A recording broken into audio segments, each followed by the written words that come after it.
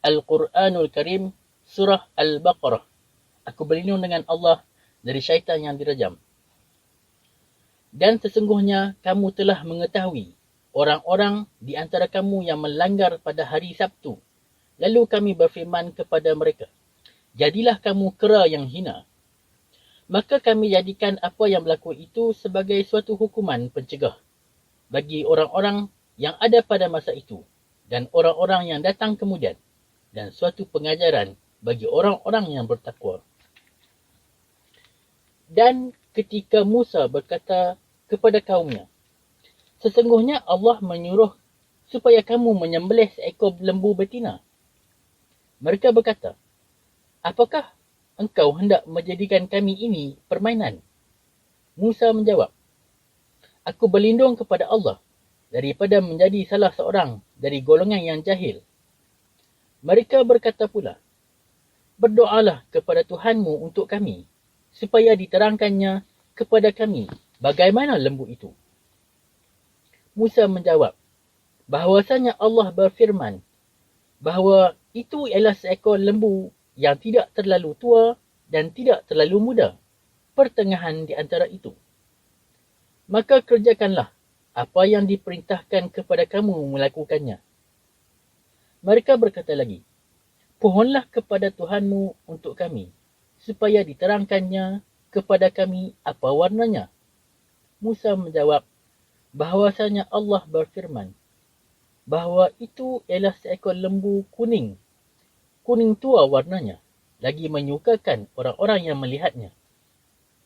Mereka berkata lagi, pohonkanlah kepada Tuhanmu untuk kami, supaya diterangkannya kepada kami lembu betina yang mana satu.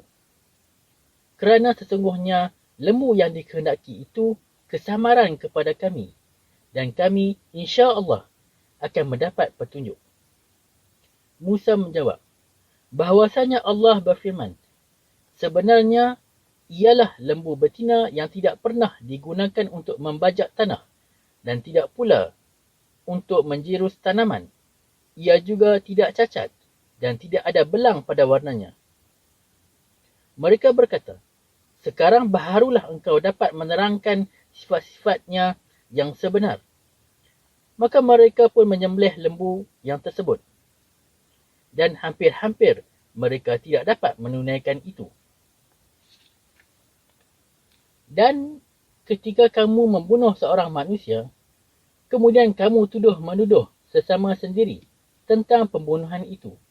Padahal Allah tetap melahirkan apa yang kamu sembunyikan. Maka kami berfirman, pukullah si mati dengan sebahagian anggota lembu yang kamu sembelih itu. Demikianlah Allah menghidupkan orang-orang yang telah mati dan memperlihatkan kepada kamu tanda-tanda kekuasaannya supaya kamu memahaminya. Kemudian sesudah itu, hati kamu juga menjadi keras seperti batu, bahkan lebih keras lagi. Padahal di antara batu-batu itu ada yang terpancar dan mengalir air sungai daripadanya, dan ada pula di antaranya yang pecah-pecah lalu terbelah, lalu keluar mata air daripadanya. Dan ada juga di antaranya yang jatuh ke bawah kerana takut kepada Allah. Sedangkan Allah tidak sekali-kali lalai daripada apa yang kamu kerjakan. Maka bolehkah kamu menaruh harapan bahawa mereka akan beriman kepada suruhan Islam yang kamu sampaikan itu? Padahal sesungguhnya telah ada satu puak daripada mereka yang mendengar kalam Allah, kemudian mereka mengubah dan memutarkan maksudnya sesudah mereka memahaminya, sedangkan mereka mengetahui. Dan apabila mereka bertemu dengan orang-orang yang beriman, mereka berkata, kami telah beriman. Dan apabila mereka berjumpa sesama sendiri, mereka berkata, patutkah kamu ceritakan kepada mereka dengan apa yang telah diterangkan Allah kepada kamu untuk menjadikannya hujah yang dapat mengalahkan kamu di sisi Tuhan kamu? Tidakkah kamu berakal? Dan tidakkah mereka ketahui bahawasanya Allah mengetahui apa yang mereka rahsiakan dan apa yang mereka lahirkan? Dan di antara mereka pula ada orang-orang yang buta huruf. Mereka tidak mengetahui akan isi kitab Taurat selain daripada penerangan-penerangan bohong. Dan mereka hanyalah berpegang kepada sangkaan-sangkaan sahaja. Kecelakaan besar bagi orang-orang yang menulis kitab Taurat dengan tangan mereka. Kemudian mereka berkata, ini ialah dari sisi Allah, supaya mereka dengan perbuatan itu dapat membeli keuntungan dunia yang sedikit. Maka kecelakaan besar bagi mereka disebabkan apa yang ditulis oleh tangan mereka, dan kecelakaan besar bagi mereka dari apa yang mereka usahakan itu.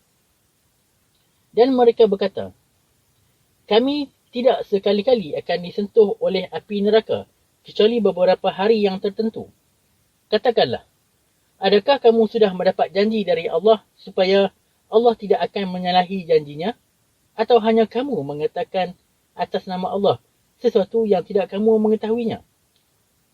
Sesungguhnya sesiapa yang berbuat kejahatan dan dia diliputi oleh kesalahannya itu, maka merekalah ahli neraka. Mereka kekal di dalamnya.